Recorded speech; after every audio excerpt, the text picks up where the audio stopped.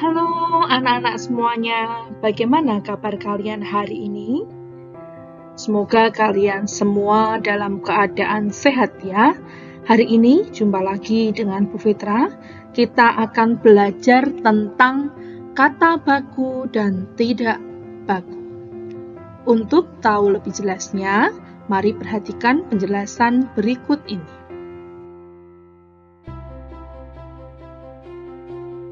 Mengapa kita perlu mempelajari kata baku?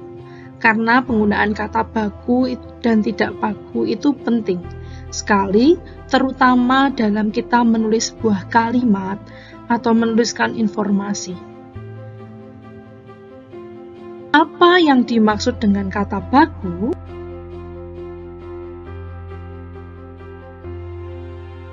Kata baku adalah kata yang ditulis dan disusun sesuai dengan Kamus Besar Bahasa Indonesia. Jadi kata-kata ini ditulis sesuai dengan ejaan yang benar yang ada di kamus. Nah, sebaliknya, kata tidak baku adalah kata yang ditulis dan disusun tidak sesuai dengan ejaan bahasa Indonesia yang benar.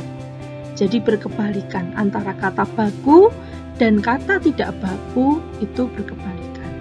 Nah, sekarang pertanyaannya, apakah yang kita gunakan, kata-kata yang kita sudah gunakan selama ini sudah benar?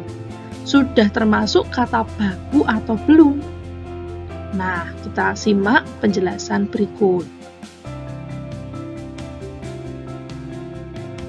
Untuk tahu bagaimana cara membedakan penggunaannya, kita harus perhatikan.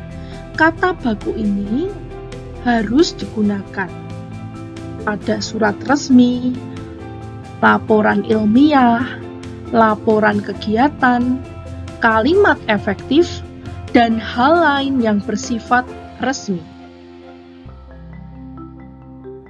Sedangkan kata tidak baku biasanya digunakan dalam percakapan sehari-hari. Kemudian pada surat pribadi, cerita pendek yang berkisah misalnya seperti dongeng-dongeng anak-anak seperti itu, dan hal-hal yang bersifat tidak resmi lainnya. Itu baru menggunakan kata tidak baku.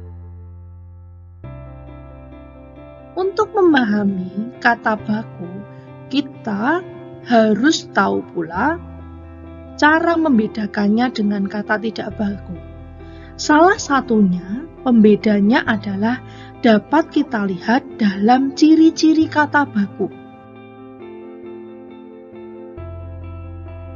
Ciri-ciri kata baku antara lain penggunaannya pada hal-hal yang bersifat resmi. Nah, kebalikan tadi, kalau kata tidak baku itu penggunaannya pada hal yang tidak resmi. Yang kedua, memiliki arti pasti. Maksudnya apa? Tidak rancu. Tidak memiliki banyak arti yang rancu. Yang ketiga, bentuk katanya tidak mudah berubah. Jadi katanya tidak mudah berubah baik penulisan maupun penggunaannya. Kemudian yang keempat, tidak dipengaruhi oleh kata asing. Sedangkan dalam kata tidak baku, mengapa sebuah kata bisa menjadi tidak baku? Salah satunya adalah karena beberapa penyebab berikut. Penyebabnya yang pertama adalah kesalahan dalam penulisan. Yang kedua, kesalahan dalam pengucapan. Selanjutnya yang ketiga adalah kesalahan dalam penggunaannya.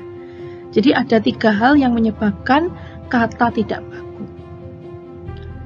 Sekarang Bu Fitra akan memberikan contoh kata baku dan tidak baku yang biasanya kalian temui dalam kalimat. Yang pertama misalnya, ayah membeli obat di apotik. Yang kedua, ayah membeli obat di apotik. Perhatikan, pada kata apotik dengan tulisan yang I dengan E. Nah, terkadang dua kata ini merupakan dua kata yang sering. Yang benar itu yang mana, apotik atau apotek?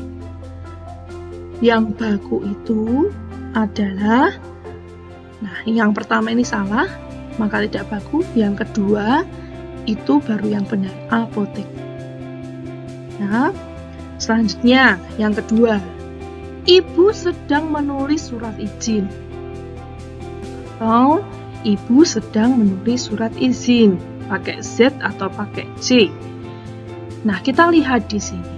Yang penulisannya benar itu yang sesuai dengan kaidah bahasa Indonesia yang benar adalah izin.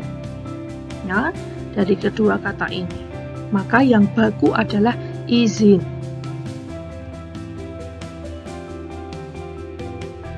Anak-anak nggak boleh pergi malam-malam. Kemudian, anak-anak tidak boleh pergi malam-malam. Nah, perhatikan kata nggak dengan kata tidak. Nggak ini seringkali kalian gunakan dalam aktivitas sehari-hari. Padahal ini merupakan kata yang tidak baku. Sedangkan tidak itu adalah kata yang baku. Maka kalau penggunaan kalimat yang efektif, yang benar, yang sesuai ejaan adalah tidak, bukan nggak. Selanjutnya, anak-anak sedang beraktivitas di rumah.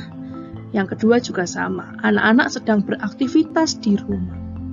Ketika kita mengucapkan, bunyinya sama, namun penulisan yang benar dan penggunaan yang benar adalah pada kata yang beraktivitas memakai huruf V, bukan yang F. Jadi yang benar adalah yang atas, yang baku adalah yang atas.